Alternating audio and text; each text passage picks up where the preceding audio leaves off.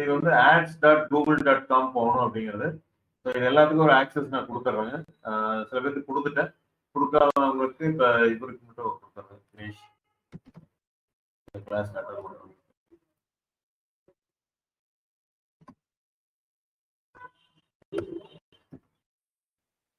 ஏன்னா இந்த ஆக்சஸ் இருந்தால் தான் நீங்கள் வந்து அந்த கீவேர்டை எடுக்க முடியும். முதல்ல எல்லாம் ஃப்ரீயாக டைரெக்டாக உள்ளே போயிட்டு இருந்தோம். இப்போ எல்லாம் வந்து பில்லிங் பேமெண்ட் எல்லாம் பண்ணால் மட்டும்தான் இந்த டேஷ்போர்டுக்குள்ளே அலோவ் பண்ணுறாங்க.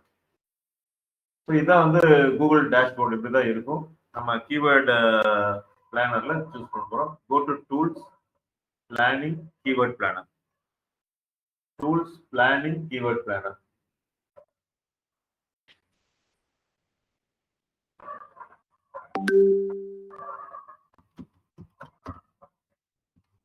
ads.google.com tools, planning, keyword planner. இதுக்குள்ள போனீங்க அப்படின்னா there are two options: discover new keywords, get search volume forecast. forecastங்கிறது ஃபியூச்சர்ல எப்படி இருக்கும்னு சொல்றது. ஒரு பர்டிகுலர் கீவேர்ட் போட்டீங்கன்னா அந்த கீவேர்டு வந்து நெக்ஸ்ட் 1 மந்த்க்கோ இல்லை 3 மந்த்ஸ்க்கோ எக்ஸ்பெக்டட் சர்ச் வால்யூம் வரதை அவங்க சொல்லுவாங்க. நியூ கீவேர்ட்ஸ்ங்கிறது ஆல்ரெடி பேஸ்ட் ஆன் லாஸ்ட் 1 இயரோ 3 மந்த்ஸ் டேட்டாவை எடுத்து நம்ம சொல்றது. ஸோ எப்பவுமே கோ ஃபார் நியூ கீவேர்ட்ஸ். ஏன்னா நம்மளுக்கு ஃபோர்காஸ்ட் வேண்டியதில்லை, இதுக்கு முன்னாடி எப்படி இருந்து வச்சு தான் நம்ம பண்ண போறோம். ஸோ இப்போ உங்களுக்கு ஆல்ரெடி தெரிஞ்சது ஒரு கீவேர்டு தெரிஞ்சதுன்னா அதை இங்கே போடுங்க. அதுல இருந்து you can generate more ideas. Start with வெப்சைட்னா உங்களோட காம்படிட்டிவ் வெப்சைட் ஏதாவது இருந்ததுன்னா போட்டீங்கன்னா அவங்களோட கீவேர்டு தராது, அந்த ஒரு கீவேர்டு லிஸ்ட்டை வச்சுக்கிட்டு அது சுற்றி இருக்கிற கீவேர்டு எடுத்து கொடுக்கும். Which is not so good அப்படின்னு பொறுத்தவரை. Start with the keyword. இப்போ எந்த இதுக்கு நம்ம ஒரு இப்போ எஸ்இஓ பண்றது நம்ம முடிவு பண்றோம், எந்த பேஜுக்கு பண்ணலாங்கிறது ஸ்டார்ட் பண்ணிட்டு நம்ம பண்ணுவோம். இப்போ நம்மளோட ரிப்போர்ட் படி பாத்தீங்க அப்படின்னா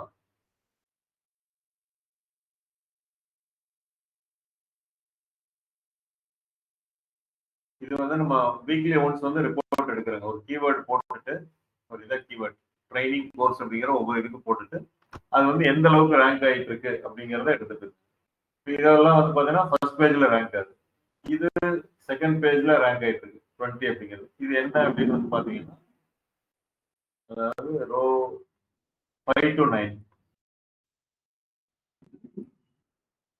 ஜாவா கோர்ஸ் பின்னாடி ஆயிட்டு இருக்கு, டிஜிட்டல் மார்க்கெட்டிங் கோர்ஸ் பின்னாடி வந்துட்டு இருக்கு, full stock developer training course இது பின்னாடி வந்துட்டு இருக்கு. ஸோ இது ஃபுல் ஸ்டாக் டெவலப்பருக்கு நம்ம வந்து மர்ன் ஸ்டாக் பாயிண்ட் பண்ணியிருக்கோம், அதனால கொஞ்சம் போகுது. ஃபுல் ஸ்டாக் டெவலப்பர்னே தனியாக ஒரு பேஜ் நம்ம கிரியேட் பண்ணணும், அது அடுத்த ஒர்க்காக நம்ம பண்ணிக்கலாம்.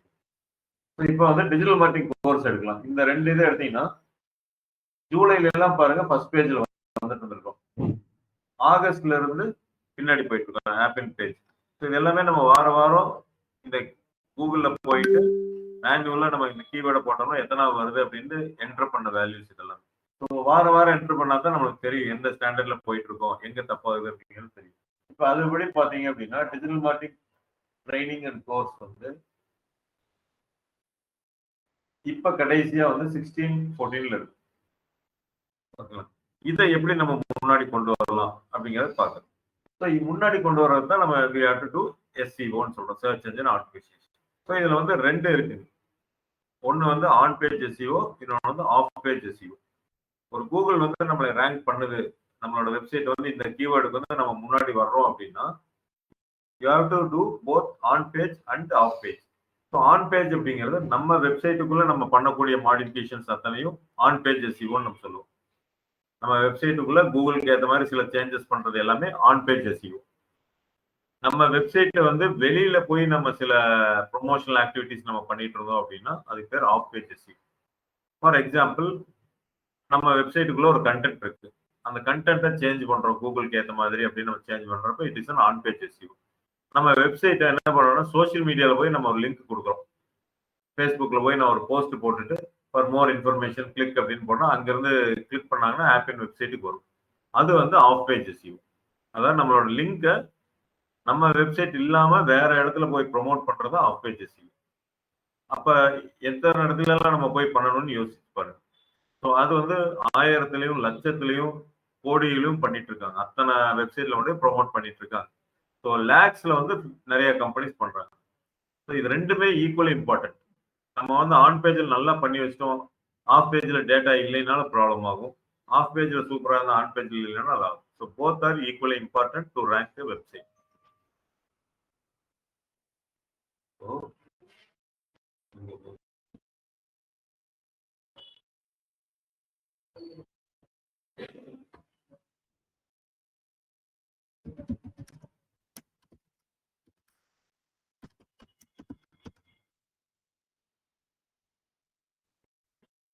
ஸோ ஆன் பேஜ் எஸ்இஓன்னு என்ன சொன்னா? Changes or modifications inside our website.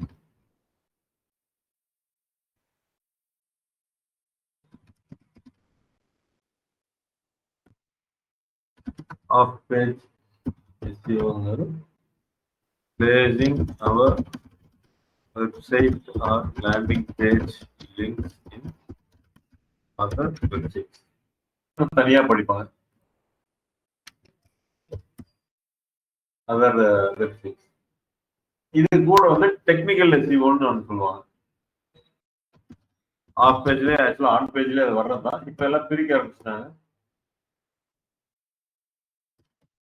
Technical SEO changes or updates in server speed etc. சர்வர்ல ஏதாவது நம்ம பண்ணணும் இதுக்காக இது speed mobile I mean optimisation சரி பேஜ் லோடிங் ஸ்பீட் இதெல்லாமே வந்து டெக்னிக்கல் எஸ்இஓ. அதை நம்ம தெரியும்.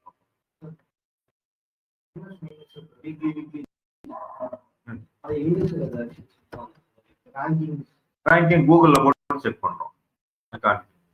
அதே லோக்கல் எஸ்இஓன்னா கூகுள் மை பிசினஸ் அப்படின்னு சொல்லுவோம். லோக்கல்ல பண்ணக்கூடிய அந்த இப்போ எப்படின்னா வாரம் என்ன பண்ணுவாங்க அப்படின்னா, இப்போ தினேஷ் நம்ம டெவலப்பர் பண்ணிட்டு இருக்காருங்க, போய் வந்து ஒரு கெஸ்ட் விண்டோ ஓபன் பண்ணிக்கு வரைக்கும் குக்கீஸ் எல்லாம் எதுவும் ஸ்டோர் ஆகாம.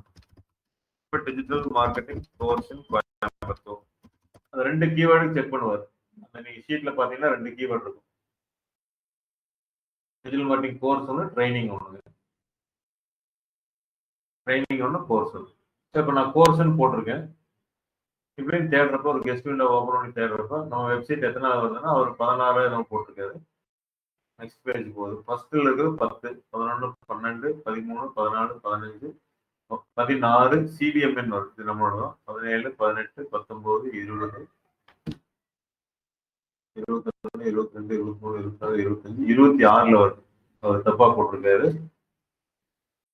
இல்ல அன்னைக்கு எடுத்தப்ப அப்படி இருந்ததா இன்னைக்கு மாறிடுச்சா அப்படிங்கிறது தெரியல. இப்ப நம்மளும் நோட் பண்ணிப்போம் 26 வரும்.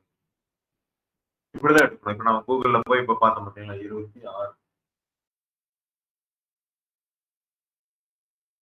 டிஜிட்டல் மார்க்கெட்டிங் கீவேர்ட்ஸை நம்ம ஃபைனல் பண்ணிட்டோம். இந்த இதுக்கு நம்ம முன்னாடி கொண்டு வரோம். ரேங்கிங்னா 26 டேட் வந்து 15 அக்டோபர் 20.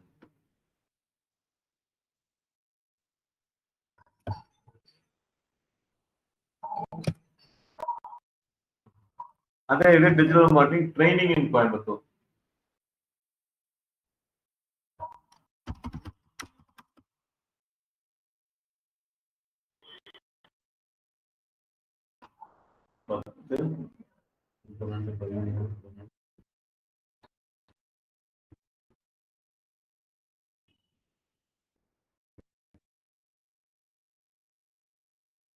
இருபத்தி 9 வரும். அப்ப இருக்க பின்னாடி போயிட்டு இருக்கோம் அர்த்தம். அவர் எடுத்ததுக்கு இருக்கும்.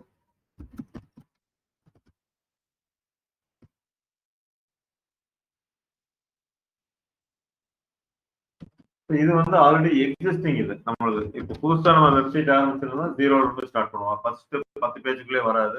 ஃபர்ஸ்ட் 10 பேஜுக்குள்ள வர வச்சு எல்லாமே நம்ம பண்ணணும். ஒரு வெப்சைட் நம்ம புதுசா பண்ணதுக்கு அப்புறம் கூகுளுக்கு இன்ஃபார்ம் பண்ணணும். கூகுளா வந்து நம்மளோட வெப்சைட்டை கண்டுபிடிக்கும். ஏன்னா அதோட வேலையை வந்து எத்தனை வெப்சைட்ஸ் வேர்ல்டுல புதுசா வருது, வெளியில போகுது எல்லாத்தையும் மானிட்டர் பண்றது அதோட வேலை. அப்படி இல்லைனாலும் நம்மளே வந்து கூகுளுக்கு இன்ஃபர்மேஷன் கொடுக்கலாம். அது சர்ச் கன்சோல்னு ஒரு டூல்ல போயிட்டு நம்ம வெப்சைட்டை சப்மிட் பண்றதா இண்டெக்ஸ் பண்ணுங்க அப்படின்னு. இப்ப அந்த இதுக்கு முன்னாடி 2 வேர்டு வந்து நம்ம தெரிஞ்சுக்கணும். Indexing crawling. தினேஷ் கேக்குதுல? கேக்குதுங்க சார். ஸோ இது வந்து ரொம்ப இம்பார்ட்டண்டா வரும், இண்டெக்ஸிங் கிராலிங் அப்படிங்கிறது. Indexing crawling it is a common to all search engines. எந்த சர்ச் என்ஜின்னாலும் இந்த டேர்ம் வந்து யூஸ் பண்ணுவோம். ஃபர்ஸ்ட் வந்து பாத்தீங்கன்னா வேர்ல்டுல web pages or URLs or websites, எத்தனை வெப்சைட் இருக்கு வேர்ல்டு ஃபுல்லா? www.appincoimbatore.com அல்லது appincoimbatore.com/digital marketing course in Coimbatore. இந்த மாதிரி வெப்சைட்டுக்குள்ள என்னென்ன லிங்க்ஸ் எல்லாம் இருக்கோ இது எல்லாத்தையும் தன்னோட டேட்டா பேஸ்ல எடுத்து வச்சுக்கிறது பேரு கிராலிங். கூகுள் என்ன பண்ணா வேர்ல்டு ஃபுல்லா ஆப்பின் கோயம்புத்தூர்னு இருக்கு, அதுக்குள்ள ஒரு 500 யூஆர்எல்ஸ் இருக்கு, பைத்தான், ஜாவா, பிளாக், கேலரி, இது மாதிரி வந்து எத்தனையோ இது இருக்கு. இது எல்லாத்தையும் தன்னோட டேட்டா பேஸ்ல போட்டு வச்சுக்கிறது பேர் தான் கிராலிங். அப்ப வேர்ல்டுல ஒரு வெப்சைட் ஆப்பின் கோயம்புத்தூர் மட்டுமே எனக்கு தெரிஞ்ச ஒரு 500 பேஜ் இருக்கு. அமேசான்ல லட்சக்கணக்கான பேஜ் இருக்கு. எத்தனை ப்ராடக்ட்ஸ் இருக்கு? லேக்ஸ் ஆஃப் ப்ராடக்ட் இருக்கு. பிளிப்கார்ட்ல லேக்ஸ் ஆஃப் ப்ராடக்ட். இந்த மாதிரி வேர்ல்டு ஃபுல்லா எத்தனை அமேசான், எத்தனை பிளிப்கார்ட், எத்தனை ஸ்விக்கி, இது எல்லாத்தையும் எடுத்து தன்னோட டேட்டா பேஸ் வச்சுக்கிறது தான் கூகுளோட வேலை. அப்போ அவங்க எவ்வளவு சர்வர் இதாகும், ஸ்பேஸ் எவ்வளவு ஆகும், எல்லாமே நம்ம ஒரு இமேஜின் பண்ணிப்போம். ஸோ இப்போ கூகுள் என்ன லான்ச் பண்றாங்க விசாகப்பட்டினத்துல?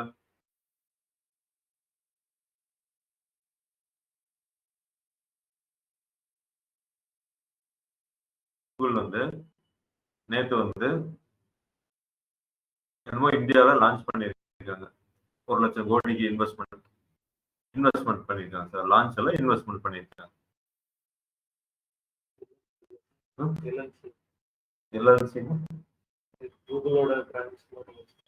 பிரான்ச் மாதிரி தான். எங்க பிரான்ச் ஸ்டார்ட் பண்ணியிருக்காங்க, என்ன பர்பஸ்க்காக ஸ்டார்ட் பண்ணியிருக்காங்க? பிரான்ச்சா ஆல்ரெடி இந்தியாக்குள்ள இருக்கு, ஹைதராபாத் அதெல்லாம் இருக்கு. ஸோ அது மாதிரி தான் லான்ச் பண்ணியிருக்காங்க ஒரு இடத்துல.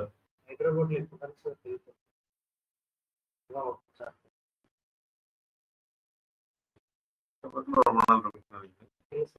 சரி, நேற்று ஒரு ஒர்க்கு ஸ்டார்ட் பண்ணாங்க, அதுக்கு போங்க.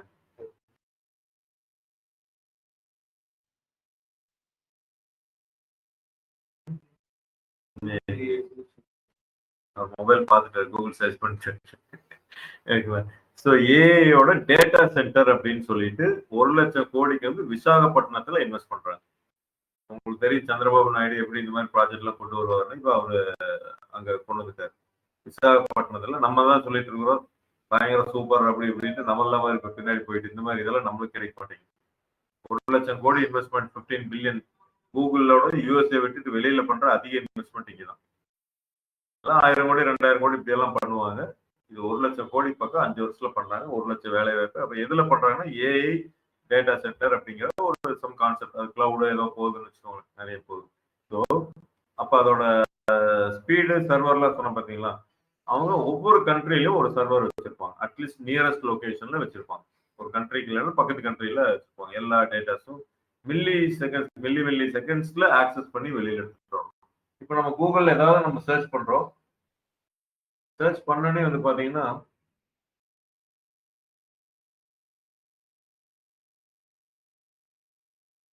வர்றது இல்லைங்க. நீங்க கீழே பார்த்துருப்பீங்கன்னு தெரியல, எவ்வளோ டேட்டாவை எவ்வளவு செகண்ட்ஸ்ல எடுத்து கொடுத்தது அப்படின்ட்டு ஒன்று காமிப்பாங்க. வர்றது இல்லையா இருக்குது. ஸோ அந்த அளவுக்கு வந்து சர்வர்ல இருந்து அதை ரிட்ரீவ் பண்ணி காமிக்கிற வரைக்கும் கூகுள் ரொம்ப ஸ்பீட். மற்றதெல்லாம் ஏதோ ஒரு டேட்டாவை காமிப்பாங்க. அதனாலதான் ஃப்ரெஷ் டேட்டாவை காமிச்சு யூஸ்ஃபுல்லான டேட்டாவை காமிப்பாங்க. ஒரு யூசர் வந்து ஆப்பிள் அப்படின்னு நான் தேடுறேன்னு வச்சுக்கோங்க.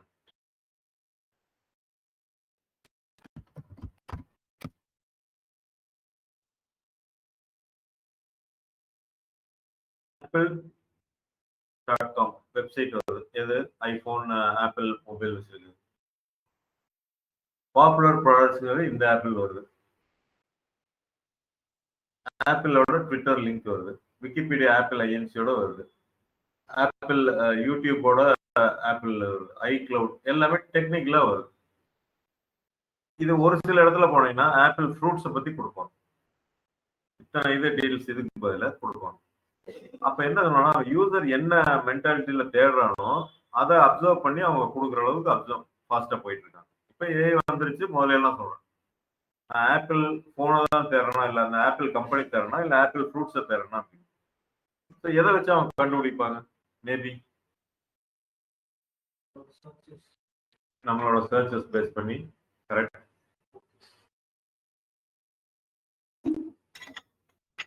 நம்மளோட குக்கீஸ் பேஸ் பண்ணி.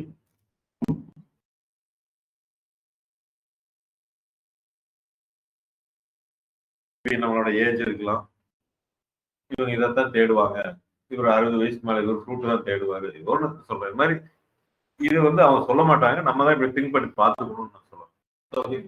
ப்ரௌசிங் ஹிஸ்டரி பார்த்தா அடிக்க ஒருக்கா வந்து ஐபோன், கம்ப்யூட்டர் இதெல்லாம் ஒர்க் பண்ணிட்டு இருக்கான், அப்ப இவன் இதைத்தான் தேடுவான் அப்படின்னு ஒரு அசம்ஷன் தான். ஸோ அதனாலதான் இந்த டவுட் தப்பா இருக்கக்கூடாதுங்கிறதுக்காக இதை காமிச்சிட்டாங்க. ஒருவேளை இது வாங்க வர வேணுமோ அப்படின்ட்டு சுத்தமா இல்லாம போயிருக்கூடாது, இதை காமிச்சிட்டாங்க. பாப்புலர் ப்ராடக்ட்ஸ் இருக்கு. ஸோ இந்த லெவலுக்கு அவர் திங்க் பண்ணிட்டு போறோம். இப்போ நான் வந்து இதுல போய் பார்ப்போம், பிங் அப்படின்னு போய் பார்ப்போம். Apple India, Apple phone, Apple வேர்பேசஸ், ஆப்பிள்.com, ஆப்பிள் தீபாவளி ஆஃபர், ஆப்பிள் ஐஏ. இந்த இடத்துல ஒரே ஒரு ஆப்பிள் காமிக்கிறாங்க. இது எல்லாமே ஆப்பிளோட இதை காமிச்சாங்க. ஸோ கூகுள் வந்து அதையும் சேர்த்து ஒன்று காமிக்கணும்னு காமிச்சிருக்காங்க. ஸோ இந்த மாதிரி தான் வந்து திங்க் பண்றாங்கன்னு சொல்லுவாங்க. இப்போ பிங் கொஞ்சம் நல்லா பண்ணிட்டு வர்றாங்க, ஏன்னா மைக்ரோசாஃப்டோட கம்பெனி வந்து நல்லா பண்ணிட்டு வர்றாங்க. அப்ப கிராலிங் எவ்வளோக்கு எவ்வளோ அதிகமா நடக்கணும், ஏன்னா இன்னைக்கு ஒரு எக்ஸ்பைரி டேட் இருக்கும், இந்த டொமைன் எக்ஸ்பைரி ஆகிற மாதிரி இருக்கும், அவன் நோட் பண்ணிட்டே இருக்கணும், இது எக்ஸ்பைரி ஆயிடுச்சா இல்லை இருக்கா, ஆக்டிவா இருக்கா அப்படிங்கிறத பார்த்துட்டே இருக்கணும். புதுசா இன்னைக்கு யாரெல்லாம் .com .in பண்ணியிருக்காங்க, இது எல்லாத்தையும் எடுத்துட்டு அது போக மற்ற வெப்பேஜஸ் எல்லாமே என்ன இருக்கு அது எல்லாமே எடுத்துட்டு கிராலிங். இண்டெக்ஸிங் அப்படிங்கிறது taking photocopy of website page URL எல்லாம் ஒண்ணுதான் ஆர் யூஆர். இப்ப இந்த இடத்துல வந்து பாத்தீங்கன்னா கிராலிங் அப்படிங்கிறது இத வந்து டேட்டா பேஸ்ல வச்சுக்கிறது பேர் கிராலிங். உள்ள இருக்கு பாத்தீங்களா இந்த கண்டென்ட் எல்லாமே, இது ஒரு போட்டோ காப்பி ஜெராக்ஸ் எடுத்த மாதிரி வச்சுக்கிறது பேர் இண்டெக்ஸ். அப்ப என்ன ஃபாண்ட் யூஸ் பண்ணியிருக்காங்க, என்னென்ன இமேஜஸ் இங்க இருக்கு, எந்த மாதிரி அவங்க கண்டென்ட்ல போல்டு பண்ணியிருக்காங்க, இது அப்படியே ஒரு ஜெராக்ஸ் எடுத்து எப்படி இருக்கும், எல்லாமே HTML இல்ல அவங்களுக்கு தெரிஞ்ச ஒரு ஃபார்மேட்ல இந்த மாதிரி ஸ்டோர் பண்ணிக்குவோம். நீங்க இந்த ஜெராக்ஸ் பண்ணி அப்படியே போட்டோ எடுத்து அங்க வச்சுக்காது, போட்டோக்கு பதில் அங்க URL போட்டிருப்பாங்க போட்டோவை, அதெல்லாம் அந்த இதுல ஸ்டோர் பண்ணி வச்சுக்கோங்க. இந்த இடத்துல ஒரு இமேஜ் இருக்கு, இந்த ஃபாண்ட் யூஸ் பண்ணியிருக்காங்க. அப்போ வேர்ல்டு ஃபுல்லா நடக்கிற வெப்சைட்டை கிராலிங் அண்ட் இண்டெக்ஸிங் கன்சிஸ்டன்டா அதிகமா பண்றது கூகுள்.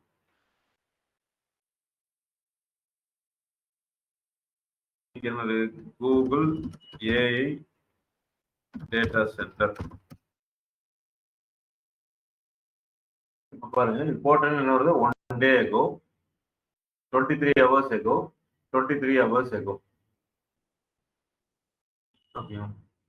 அப்படின்னா என்ன அர்த்தம், இதெல்லாம் 23 hours முன்னாடி இந்த நியூஸ் வந்திருக்கு நம்மளுக்கு காமிக்கிறாங்க அப்படின்னா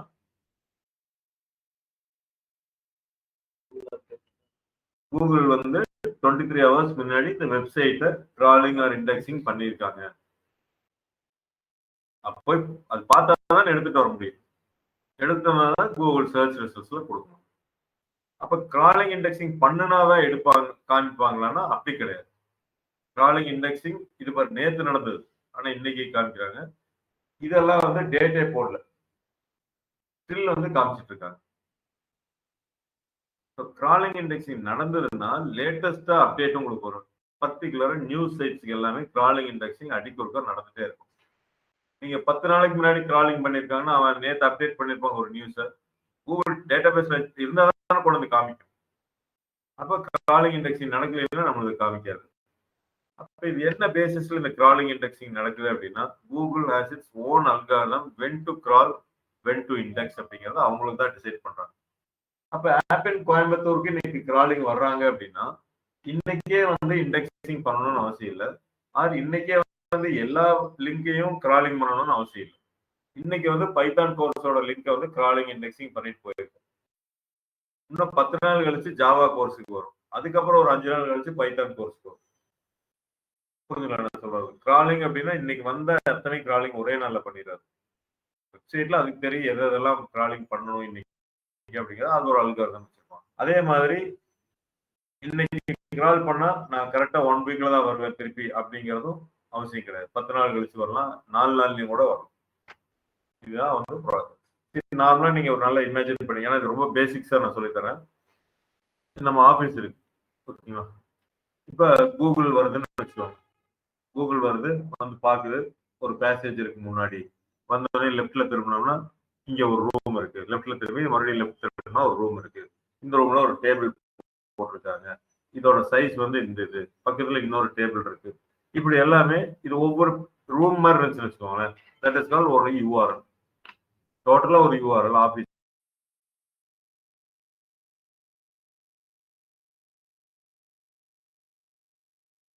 சைஸ் அப்படின்ட்டு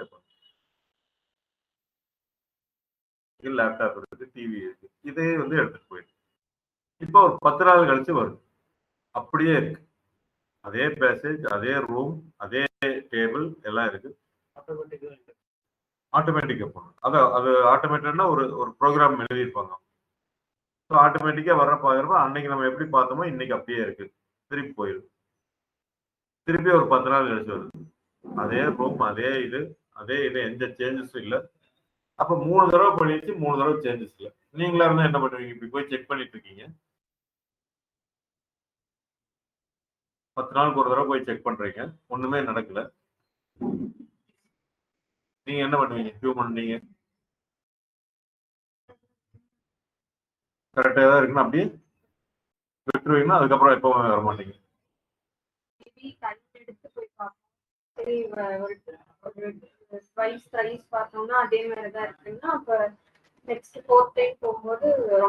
டைம் எடுத்து பார்ப்போம். கரெக்டுங்களா? இப்ப நம்ம ஹியூமன் மென்டல் ஏன்னா எப்ப போனாலும் ஒரே மாதிரி இருக்கு. நம்ம செக் பண்ண தான் அனுப்புறாங்க. ஒரே மாதிரி இருக்கு. இவங்க சேஞ்சஸே பண்ண மாட்டான்னு இருக்கு. நம்ம அதுக்கு பதிலாக யாரை சேஞ்ச் பண்றாங்களோ அங்க போய் நம்ம கான்சென்ட்ரேட் பண்ணுவோம் அப்படின்ட்டு போவோம். அப்ப சேஞ்சஸ் நம்ம வெப்சைட்ல பண்ணாதப்ப கிராலிங் இண்டெக்ஸிங் டிலே ஆகலாம். நம்மளை பொறுத்தளவுக்கு 10 நாளுங்கிறோம். அவங்கள பொறுத்தளவுக்கு 10 மணி நேரமே ஒரு பெரிய கேப்பா இருக்கும். நம்ம என்ன பண்றோம்? 3 தடவை வந்துட்டு 10 நாள்ல அடுத்து 1 மாசம் கழிச்சு வரலாம்னு நம்ம சொல்றோம். ஆனா கூகுளை பொறுத்தளவுக்கு இந்த 1 மாசங்கிறதே வந்து என்னன்னா 1 மணி நேரம் கூட இருக்கலாம். அவங்கள பொறுத்தவரைக்கும் செகண்ட் கால் பண்ணணும்னு நினைப்பாங்க. செகண்ட் வேலை சேஞ்ச் பண்றது இல்லை. 1 ஹவருக்கு ஒரு தடவை பண்ணலாம்னாவே நம்மளுக்கு 1 மாசத்துக்கு ஒரு தடவை பண்ற மாதிரி கணக்கு. அப்ப அதை தள்ளி போடுவோம். கிராலிங் இண்டெக்ஸிங் வந்து ஓகே இவங்க சேஞ்சஸ் பண்றது இல்லையா இருக்கு அப்படின்னு சொல்லுவோம். இப்போ இன்னொரு இது இப்போ வர்றாங்க, உள்ள வந்து பாக்குறாங்க ஒரு டேபிள் நகர்ந்துருக்கு. ஓகேங்களா? பிளஸ் வந்து இன்னொரு கேபின் ஒன்று நம்ம போட்டோம். அப்படின்னா என்னன்னா வெப்சைட்ல ஒரு புது பேஜ் கிரியேட் பண்ணியிருக்கோம். இருக்கிற பேஜை மாடிஃபை பண்ணியிருக்கோம். இந்த டேபிளுக்கு கலரோ இல்லை தள்ளி போட்டிருக்கோமோ எல்லாம் பண்ணி. அப்போ கூகுள் வந்து மறுபடியும் எல்லாத்தையும் செக் பண்ணுது. பண்றப்ப இந்த 2 சேஞ்சஸை கண்டுபிடிக்குது. ஸோ இதை நோட் பண்ணி வச்சுக்கு. நெக்ஸ்ட் டைம் வந்து ஏதாவது தேடுறாங்கன்னா அந்த கேபினை காமிக்கலாமான்னா சர்ச் ரிசல்ட்ஸ்ல அது காமிக்கும். இதுதான் கிராலிங் அண்ட் இண்டெக்ஸிங்னு நம்ம சொல்றோம். இப்ப நான் வந்து கூகுளுக்கு ஒரு ஒரு சிம்பிளிஃபைட் வெர்ஷனா பண்ணேன். ஒருத்தர் வந்து செக் பண்றாரு பாத்தீங்களா, அவருக்கு வந்து ரொம்ப ஈஸியான மெத்தட் நான் ஒன்று பண்றேன். As a owner of this building அப்படின்னு நினைச்சிட்டு நான் ஓனர்ல சொல்றேன். நான் என்ன பண்ண போறேன்னா முன்னாடி ஒரு நோட்ல எழுதி வச்சிருப்போம். நியூ கேபின் கிரியேட்டட், அப்புறம் நியூ டேபிள் மாடிஃபைட் வாட்டர், அல்லது இந்த ரூம் மாடிஃபை ஆகிருக்கு என்னன்னு கூட சொல்லு. இந்த ரூம் மாடிஃபை ஆயிருக்கு, புதுசா ஒன்று கிரியேட் பண்ணிக்க அதுவும். அப்போ வந்தோடனே பார்த்து கூகுள் கண்டுபிடிக்குது. இப்போ லாஸ்ட் நான் வந்தேன் எதுவுமே மாடிஃபிகேஷன்ல, இப்போ 2 மாடிஃபிகேஷன் ஆயிருக்கு. எனக்கு டைம் இல்லை, நான் போய் இந்த 2 மட்டும் பார்த்துட்டு நான் போய்க்கிறேன்ட்டு போயிருக்கு கூகுள். மீதி எல்லாம் மாடிஃபை ஆகல, இல்லை நம்ம எல்லாமே கூட வந்து பார்த்துக்கிறேன் அப்படின்னு. அப்ப எப்ப மாடிஃபிகேஷன்ஸ் நம்ம எழுதி வச்சிருக்கோமோ அதை பார்த்துட்டு டக்குன்னு அதை மட்டும் இமீடியட்டா பண்ணிட்டு போயிடும். ஸோ அந்த மாடி இப்போ நம்ம ஒரு மால் போனோம்னு எழுதுறோம், கீழே ஒரு பில்டிங் எழுதியிருப்பாங்க இந்த ஷோரூம் இந்த லொகேஷன். நம்ம நேரம் அங்கே போவோம். இல்லாட்டி என்ன ஃபுல்லா தேடி தேடி போயிட்டு இருக்கோம். கடைசியில் அது இல்லாம கூட போயிடும் அந்த கடை. அதனால முதல்ல எழுதி வச்சுட்டா நம்ம வேலை ஈஸி. அப்ப கூகுளுக்கு இந்த வேலையை ஈஸியா பண்றதுக்கு பேர் வந்து சைட் மேப் அப்படின்னு நம்ம சொல்லுவோம்.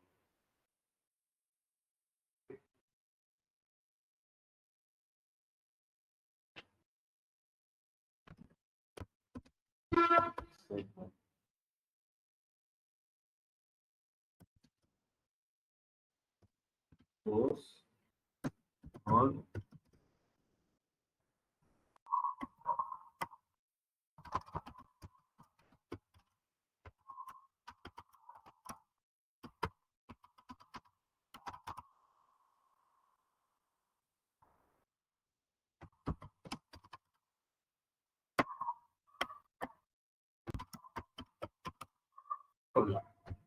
அந்த யூஆர்எலோட லாஸ்ட் மாடிஃபிகேஷன்ஸ் எடுப்போம். இப்போ நம்ம ஆப் இன் கோயம்புத்தூருக்கு நான் போனோம்னா சைட் மேப் எப்படி இருக்கும் அப்படின்னா slide map dot XML format அப்படின்னு சொல்லுவோம்.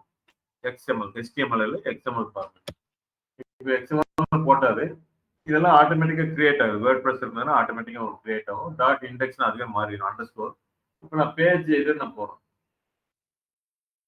என்னென்ன பேஜஸ் இருக்கு நம்ம வெப்சைட்டுக்குள்ள எல்லாமே இதை காமிக்கும். அந்த பிளாக் எல்லாம் இல்லாம பேஜஸ் அப்படின்னு காமிக்கும். இப்போ இதுல போனீங்க அப்படின்னா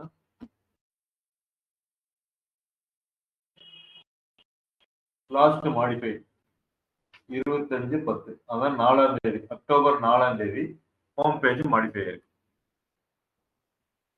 லேட்டஸ்டா என்ன மாடிஃபை ஆயிருக்குன்னு பார்ப்போம். 25ல அக்டோபர்ல 13th அக்டோபர் நேற்று என்ன மாடிஃபை ஆயிருக்கு, நாலேஜ் பேஸ்னு ஒரு இதுல வந்து மாடிஃபை ஆயிருக்கு இந்த யூஆர்எல். அப்ப கூகுள் இது வர்றப்ப லாஸ்ட்டுக்கு இதுக்கும் வந்து பாருங்க இந்த பேஜ் டைரக்டா இதை கிராலிங் இண்டெக்ஸிங் பண்ணிட்டு போயிடும். புரிஞ்சுக்கலாம். ஸோ அதோட வேலையை வந்து சுலபமாக்கி தர்றதுதான் சைட் மேப். அதனால எஸ்விஓ நம்ம பண்றோம்னா கண்டிப்பா சைட் மேப் நம்ம இருக்கும் வெப்சைட்ல இருக்கும். கூகுள் என்ன சொல்றாங்கன்னா ரெக்கமெண்டட். நீங்க 500 பேஜஸ்க்கு மேல இருந்தா சைட் மேப் பண்ணுங்க, இல்லாட்டி எனக்கு ஒரு பெரிய பிரச்சனை இல்லைன்னு சொல்றாங்க. அதே 500 நமக்கு 200 இருந்தாலும் நம்ம பண்ணிட்டு போயிடுறது நம்மளோட இது அப்படி இருக்காது. சைட் மேப் ஒன்னாவது பேராமீட்டர் 40 பேராமீட்டர்ஸ் சொல்றோம்னா சைட் மேப் கண்டிப்பா இருக்கணுங்கிறது ஒன்னாவது. இது எப்படி ப்ரிப்பேர் பண்றதுன்னு கேட்டீங்கன்னா வேர்ட் ப்ரெஸ் அப்படிங்கிற ஒரு டெக்னாலஜி டெவலப் பண்ணீங்கன்னா ஆட்டோமேட்டிக்கா உங்களுக்கு சைட் மேப் கிரியேட் ஆயிடும். இப்போ வீட்டுக்குள்ள வருது, ஐ மீன் நம்ம ஆஃபீஸ்க்குள்ள வருது, எந்த இதுல மாடிஃபை ஆயிருக்குன்னு எல்லாம் கண்டுபிடிச்சிட்டு அது போயிடும். இப்போ நம்ம நார்மலா வந்து என்ன அப்படின்னு கேட்டீங்கன்னா ஒரு வெப்சைட் அதுக்குண்டான சர்வர் ஸ்பேஸ் அப்படிங்கிறது நம்ம தெரிஞ்சுக்குவோம். இது எப்படி இது ஒரு வெப்சைட்டா நம்ம சொல்றோம். எனக்கு கிராலிங் இண்டெக்ஸிங் எதை பண்ணுது, வெப்சைட்டை பண்ணுது. ஸோ வெப்சைட்னா என்ன ஆசிப்பா?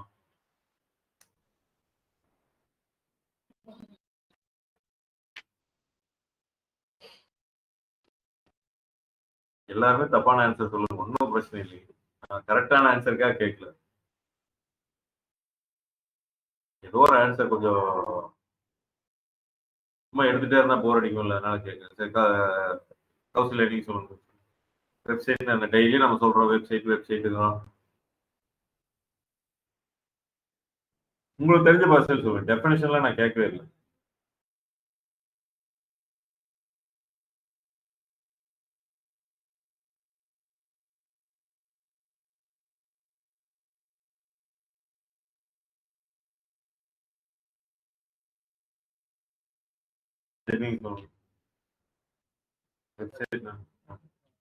நமக்கு தேவைப்படுற டேட்டா அது பீப்புளுக்கு யூஸ்ஃபுல்லா இருக்க மாதிரி டேட்டாவை ஸ்டோர் பண்ணி வைக்கிறது. அது ஒரு யூஐ டெவலப் பண்றது ஒரு வெப்சைட்.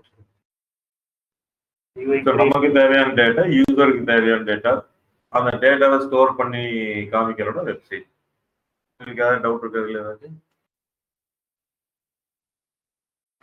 ஒரு ரொம்ப சிம்பிளா சொன்னோம்னா, இதோட டெக்னிக்கலா சொல்ல ரொம்ப சிம்பிளா சொன்னா இன்ஃபர்மேஷனல் ஏதாவது இருக்குமா வெப்சைட்ல கூட I can see some information.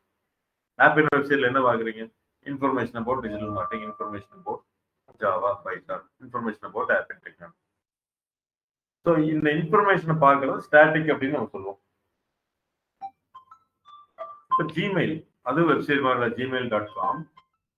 அதுல நம்ம போனோம் அப்படின்னா ஒரு யூசர் லாகின் ஆக்சஸ் இதெல்லாமே கொடுக்குற பாஸ்வேர்டு இதெல்லாமே ஒரே.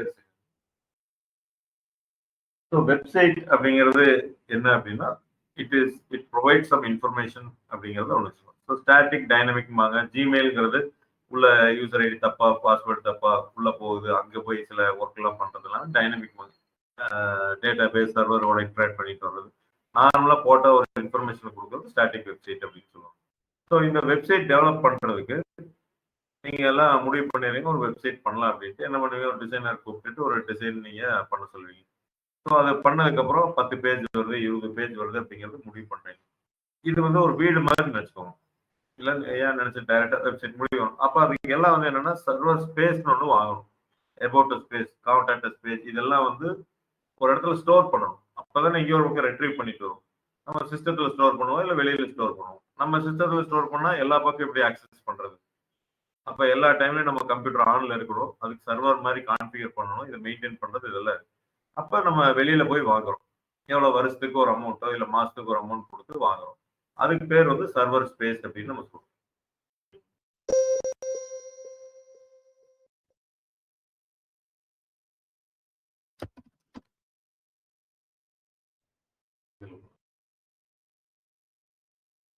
வெப்சைட் பிளாக் பண்றது இல்ல ஸ்பேஸ் வாங்குறது எங்கே அப்படின்னு பாத்தீங்கன்னா வெப்சைட் கோடாடி அப்படின்ற ஒரு எக்ஸாம்பிள் போய்க்கலாம்.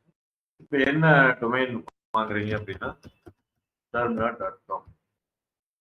இந்த டொமைன் நீங்க புக் பண்ணணும்னு நினைக்கிறீங்க அப்படின்னா இதுல போய் பண்றப்ப என்ன சொல்லுது அது?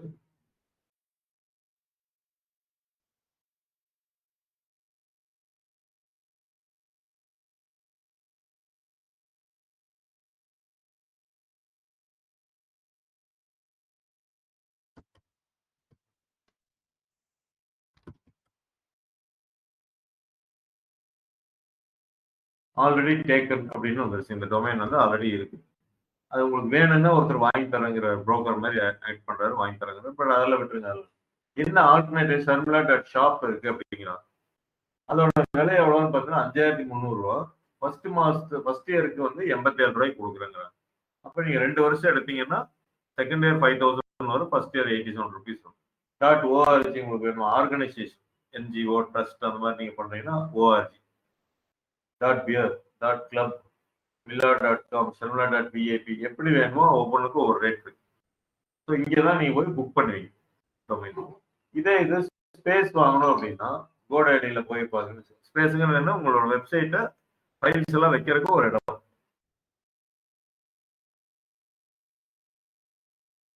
அப்படின்னு சொல்லுவாங்க. பேர் வந்து ஹோஸ்டிங். ஸோ இந்த ஹோஸ்டிங்ல நீங்க போனீங்கன்னா வெப் ஹோஸ்டிங்.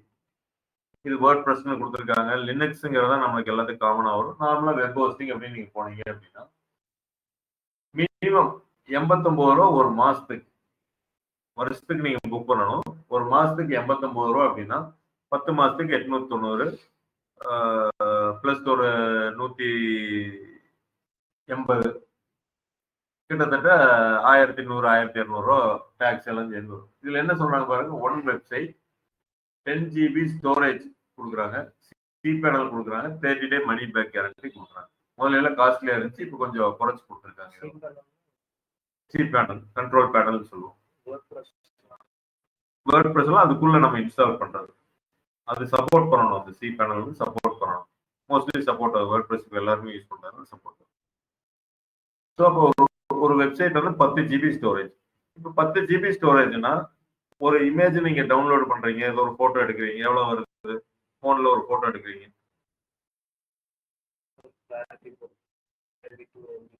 1 MB 2 MB எடுத்து பாருங்க. 1 MB எவ்வளவு வருது? யாராச்சும் எடுத்து பாருங்க. எல்லாருமே பார்க்கணும். சஞ்சய் தான் பார்க்கணும். 8 MBங்களா? அவங்க போன் கிளாரிட்டி இல்ல, நீங்க எடுத்தது இமேஜ் டவுன்லோட் பண்ணது வேண்டாம். நார்மல் ஒரு image 1.8 MB, 7.5 MB, 4 MB, 4 MB, 8. அப்போ 1ல இருந்து 8 வரைக்கும் வருது. 4 and 8 தான் கொஞ்சம் நிறைய பேர் சொல்றீங்க. 1ங்கிறது ஒரு 2 பேர் 3 பேர் சொல்றாங்க. அப்ப ஆவரேஜா ஒரு 4 MBன்னு வச்சுக்கோங்க. இது ஒரு சின்ன வீடியோ ஃபைல், அது எவ்வளவு வருது பாருங்க. ஏதோ ஒரு second, what ever it mean, 14 MB வருது. 8 MB சரி, ஒரு 10 MBன்னு வச்சுக்கோங்க. மினிமம் இது வச்சுக்கோங்க. அப்ப நம்ம 10 MB வீடியோவும் 4 MB இதுவும் மீதி எல்லாம் டெக்ஸ்ட் ஸ்கிரிப்ட் இது எல்லாமே நம்ம போடுவோம். ஸோ இதெல்லாம் நம்மளுக்கு போடுறப்ப எவ்வளவு ஜிபி நம்மளை ஆக்குபை ஆகும் நம்ம ஒரு சின்ன கால்குலேஷன். இது யாரும் பண்ண மாட்டாங்க, வேண்டியதும் இல்லை. நீங்க திங்க் பண்ணிக்கோங்க. இப்போ 10 GB ஸ்டோரேஜ் கொடுக்குறாங்கன்னா 10 GBக்கும் ஃபைல்ஸே உள்ள வைக்கக்கூடாது. There should be some gap between the file and storage.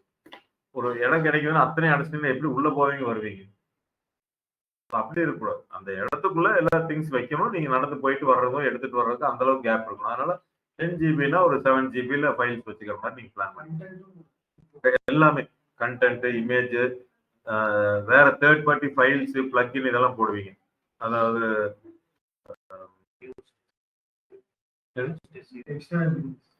External links எல்லாம் கம்மியா தான் பிடிக்கும். ஏன்னா அதை கிளிக் பண்ணி போயிடுறாங்க. அந்த ஸ்கிரிப்ட் ஃபைல் பிளக்இன்ஸ் இல்ல, அந்த ஸ்கிரிப்ட் ஃபைல்னு சொல்லுவாங்கல்ல, ஜாவா ஸ்கிரிப்ட் அனிமேஷன் ரன் ஆகுதுன்னா டெக்னிக்கலா ஸ்கிரிப்ட் ஃபைல் ஒன்று போடும். அது ஒரு சைஸ் பிடிக்கும். பிளக்இன்ஸ் வந்து ஸ்பேஸ்ல வராது. ஏன்னா வந்து வேர்ட் ப்ரெஸ் உள்ள இருக்கிறது, அது ஃபைலா ஸ்டோர் ஆகுறது இல்ல.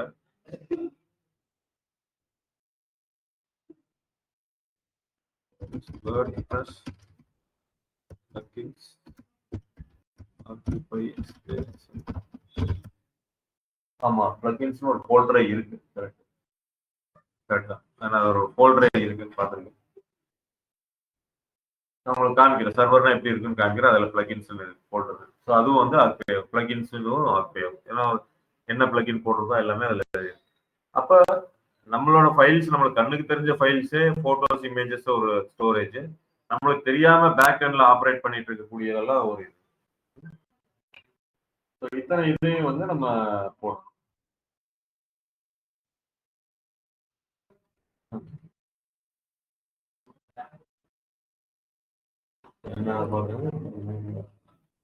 ஸோ வெப்சைட் எவ்வளவு ஸ்பேஸ் வாங்குறோம் அப்படிங்கிறது முக்கியம். நம்ம ஃபைல் சைஸ்க்கு ஏற்ற மாதிரி ஸ்பேஸ் வந்து நம்ம வாங்கணும். அது 1 ஜிபியா 2 ஜிபியா உங்களுக்கு எவ்வளோ அப்படின்ட்டு. இப்போ கோடைடியில் பார்த்தீங்கன்னா ஒரே இதுலேயே கொடுக்குறாங்க. ஆனால் ஒரே ஒரு வெப்சைட் மட்டும்தான் அப்படிங்கிறாங்க.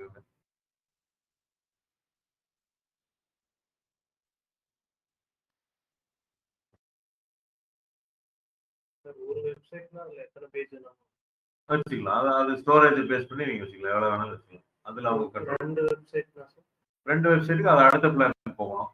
அதான் சார், ரெண்டு வெப்சைட்னா இப்போ apping.com அப்படின்னு இருக்கிறது ஒரு டொமைன் தானே சார்? ஒரு டொமைன் ஒரு வெப்சைட். அந்த மாதிரி ரெண்டு வெப்சைட் வச்சுக்கலாம். ரெண்டு வெப்சைட் வச்சுக்கலாம். அதுக்கு பிளான் தான் பார்த்தீங்கன்னா அடுத்த பிளான்ல போகணும். நீங்க என்னன்னா ஒரு வீடு கட்டுறீங்க, 2 பேருக்கு வாடகைக்கு விடுறீங்க அப்படின்னா 2 வீட்டுக்கு நீங்க வரி கட்டுறீங்க அப்படிங்கிற மாதிரி. இல்ல ஒரே வீடு தான் உங்களோட மட்டும்தான் அப்படின்னா நீங்க மட்டும் தான் அப்படிங்க. செகண்ட் பிளான்னா இப்போ apping.com ஒரு வெப்சைட்டும் ஈத்தர் சர்வீசஸ்ங்கிற ஒரு வெப்சைட் ரெண்டுமே வந்து வச்சுக்கலாம். ரெண்டுமே வச்சுக்கலாம். பாத்தீங்கன்னா அப் டு 10 வெப்சைட்ஸ் அப்படியெல்லாம் கொடுப்பாங்க. டொமைன் நீங்க தனித்தனியா வாங்கி.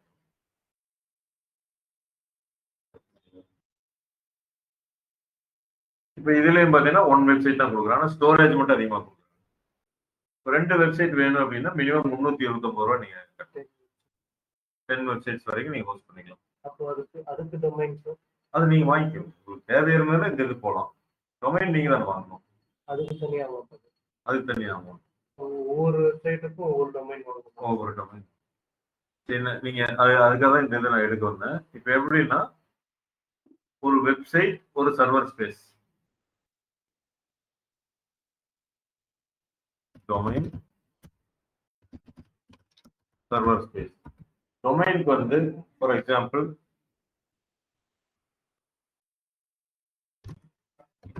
.com வச்சுக்கோங்க. இப்பத்த ரேட் படி 1400 rupees per year. சர்வர் ஸ்பேஸுக்கு இப்பத்த இதுபடி இவங்க எவ்வளவு போட்டிருக்காங்க, 1200 ரூபா அப்படின்னு வச்சுக்கோங்க.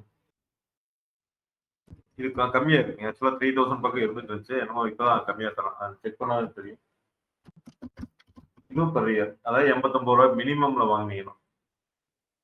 ஆனா மினிமம்ல வாங்குறப்ப உங்களுக்கு ஸ்பேஸ்ல இருந்து எல்லாமே அதிகமா வேணும் உங்களுக்கு. அட்லீஸ்ட் செகண்ட் வாங்கிக்கோங்க நான் சொல்றேன். இப்ப நம்ம சார்ஜ் பண்றது 2500 ரூபாய் நம்ம சார்ஜ் பண்றோம். நெக்ஸ்ட் பேக்கேஜ், நெக்ஸ்ட் பிளான் கொஞ்சம் அதிகமா நீங்க வாங்கிக்கோங்க. அதுல சர்வர் ஸ்பேஸ் 25 GB இருக்கு. அதனால அதுக்கு நீங்க கால்குலேட் பண்ணீங்கன்னா உங்களுக்கு தெரியும். ஆப்பிள் மாதிரி வெப்சைட்டுக்கு மேபி எவ்வளவு ஸ்பேஸ் பிடிச்சிருக்குன்னு கேட்ட மாதிரி தெரியும். நான் காமிக்கிறேன் உங்களுக்கு நாளைக்கு அந்த கிளாஸ்ல காமிக்கிறேன், அடுத்த கிளாஸ்ல. இப்போ இது ரெண்டும் நீங்க வச்சு மெயின்டைன் பண்ணணும்னா யோசிச்சு பாருங்க, 3600 ரூபாய் தேவைப்படும் சரி 2600 ரூபா தேவைப்படும். ஒரு வருஷத்துக்கு மினிமம் 2600 ருபீஸ் உங்களுக்கு தேவைப்படும். இப்ப நீங்க 3 வெப்சைட் வைக்கலாம்னு நான் சொன்னேன் பாத்தீங்களா, அது எவ்வளவு 329 என்னமோ பார்த்தேன். 3600 ரூபா பெர் இயருக்கு வரும். 2 பேர் ரெடியூ பண்ணணும் வருஷம் எல்லாமே பெர் இயர். அதான் சொல்றேன். இப்போ ஒருவேளை நீங்க வந்து ஒரு 10 வெப்சைட் வச்சிருக்கீங்க அப்படின்னா 10.comனா 14,000 ரூபாய் வருஷத்துக்கு. இது ஒன்னே போதும். சர்வர் ஸ்பேஸ் ஒண்ணுதான். எல்லா வெப்சைட்டும் கொண்டு வந்து இதுல ஹோஸ்ட் பண்றதுதான். ஸோ 14,000 பிளஸ் 3,600 ரூபாய் வருஷத்துக்கு தேவைப்படும். இப்போ ஃபார் எக்ஸாம்பிள் அசியூம் பண்ணிக்கணும், ஆப்பிள் டெக்னாலஜி வந்து நாங்கள் 10 வெப்சைட் வச்சிருக்கோம். As for people, either services, பாட்கோவை, இந்த மாதிரி நிறைய வந்து வச்சிருக்கோம். ஸோ ஒவ்வொன்றுக்கும் .com ஆகுதுன்னா 1,400 ரூபாய் நாங்கள் ரெனியூ பண்ணிட்டு தான் இருக்கோம். அதே சமயத்துல சர்வர் ஸ்பேஸ் 3,600 பண்ணிக்கோங்க. நாங்கள் அதிகமாக கட்டுறோம். அது வேற 3,600 நீங்க வச்சிட்டீங்க அப்படின்னா வருஷம் நான் 14,000 பிளஸ் 3,600 நான் கட்டிட்டே இருக்கோம். எப்ப டொமைனுக்கு நான் பே பண்ணலையோ ஒரு 15 டேஸ் இன்னும் டைம் தருவாங்க நம்மளுக்கு. அந்த டேட்ல எக்ஸ்பைரி ஆனதுல இருந்து அப்புறம் நம்மளுக்கு டெலிட் ஆயிடும் ஆட்டோமேட்டிக்கா. அதுக்கப்புறம் ஃப்ரீயா இருந்தா நம்ம எடுக்கலாம், இல்லாட்டி வேற யாராச்சும் எடுத்துருவாங்க. புரிஞ்சுக்கணும். அப்ப மினிமம் அமௌண்ட் வந்து ஒரு டொமைன் ஒரு சர்வர் ஸ்பேஸ்க்கு நீ உங்களுக்கு 2,600 ரூபாய் தேவைப்படும். நம்ம எடுத்திருக்க வந்து அடுத்த பெரிய பேக்கேஜ் எடுத்திருக்கோம். ஸோ அதனால வந்து நம்ம வருஷத்துக்கே 10,000 ரூபாய் அந்த மாதிரி கட்டிட்டு இருக்கோம். 7,000 to 10,000 வரைக்கும் போகும். அப்படி வரல பார்த்தவங்க இன்னைக்கு வரவே இல்லை. அப்படிங்களா? சரி விடுங்க, இது முடியத்தான் போகுது. நான் உங்களுக்கு இது பண்ணிடுறேன். 2 மினிட்ஸ் ஃபைனல் சொல்றேன். ஸோ அதனால வந்து 2,600 ருபீஸ் இருந்தா நீங்க மெயின்டைன் பண்ணலாம். அந்த மாதிரி cPanel எப்படி இருக்கும், சர்வர் எப்படி இருக்கும் அப்படிங்கறத நான் உங்களுக்கு ரியலா காமிக்கிறேன். வேர்ட்பிரஸ்ல நம்ம வெப்சைட் எப்படி இருக்கும் அப்படி சொன்னா நம்ம எஸ்இஓக்கு போகல. நல்லா புரிஞ்சுக்கணும். நம்ம எஸ்இஓக்கு முன்னாடி கூகுளோட ப்ராசஸ் பார்த்தோம், கிராலிங், இண்டெக்ஸிங் பார்த்தோம், ஒரு வெப்சைட்னா என்னன்னு பார்த்தோம், அது எப்படி வாங்குறது, எப்படி மெயின்டைன் பண்றது அப்படிங்கிறது புக் பண்றதுக்கு அர்த்தம். ஸோ GoDaddy, HostGator இந்த மாதிரி எல்லாம் வந்து ஒரு நார்மலா ஓரளவுக்கு டீசெண்டா இருக்கிற கம்பெனிஸ், ரொம்ப சீப்பா கிடைக்கும் அப்படின்னு நினைச்சு நம்ம போயிட்டோம் அப்படின்னா அதுல எல்லாம் சர்வர் டவுன்ல இருந்து எல்லாமே ப்ராப்ளம் ஆகும். நீங்க கிளைண்ட்டுக்கோ இல்லை ஒரு பிசினஸ்க்கோ பண்றீங்கன்னா அட்லீஸ்ட் இந்த GoDaddy லெவலுக்கு ஏதோ ஒரு கம்பெனி போய்க்கலாம், ஒரு ஸ்டாண்டர்டான கம்பெனி. ரொம்ப சீப்பா கிடைக்கணும் வெளியே போனோம்னா ஃபுல்லா டவுன்லேயே தான் இருக்கும் வெப்சைட். அப்போ நிறைய இஷ்யூஸ் எல்லாம் இது பண்ணிருக்கோம். ஸோ cPanelங்கிறது வந்து பாத்தீங்கன்னா ஒண்ணுதான் தருவாங்க. 10 வெப்சைட் இருந்தாலும் 10 cPanel தர மாட்டாங்க. ஸோ நம்ம வந்து FTPங்கிற மெத்தட்ல உங்களுக்கு கிளைண்ட்டுக்கு கொடுக்குற மாதிரி வரும். cPanel மொத்தமா தான் போட்டிருக்காங்க. ஒண்ணு வாங்கினாலும் ஒரு cPanel. இதுதான் வந்து வெப்சைட் இருக்கு. அது ஆஃபர்ல கொடுக்குறாரு பாருங்க. இவ்வளவு வாங்கினீங்கன்னா ஒரு டொமைன் தருவாங்க, 10 டொமைன் தர மாட்டாங்க, ஒரு டொமைன் தருவாங்க. ஸ்டார் போட்டுருவாங்க. ஸ்டார் போட்டா ஒரு டொமைன்